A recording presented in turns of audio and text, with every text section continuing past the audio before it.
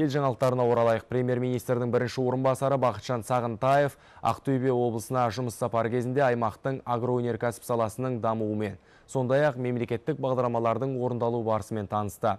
Тақырыпты тілшіміз тарқатады. Үкімет басшысының бірінші орынбасары Алға ауданындағы мал шаруашылығында болды.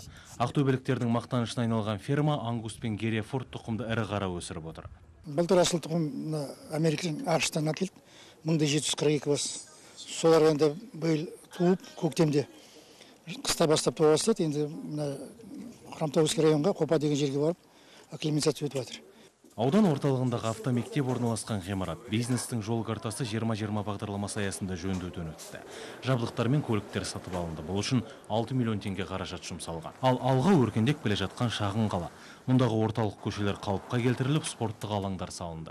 Инженерлік инфрақұрылымда жөнделді. Қазіргі таңда жылу жүйесін жаңарту жұмыстары жүріп жатыр.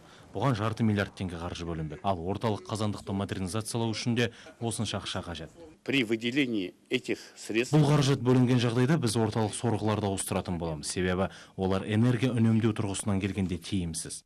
Ақтөбенің өзінде Бақытжан Сағынтаев жылыжай кешенін аралап көрді. Биоқорғау технологиясын қолданудың арқасында мұнда экологиялық таза өнім өсіріледі. Ал Нұр Ақтөбе шағын ауданында қыркүйек айында 600-ден астам пәтер ел игілігіне тапсырылады.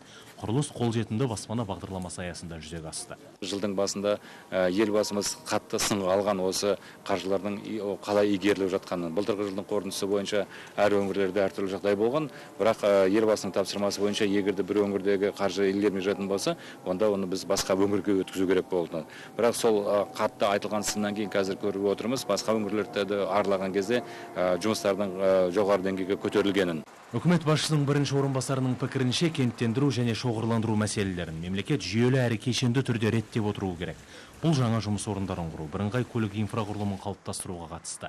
Айта кетейік, Ақтөбе облысы мемлекет басшысының жарлығымен елдің 5 ірі агломерациясының қатарына қосылды. Дархан Абдуахит, Лейла Әділшинова және Александр Степаненко, хабар агенттігі.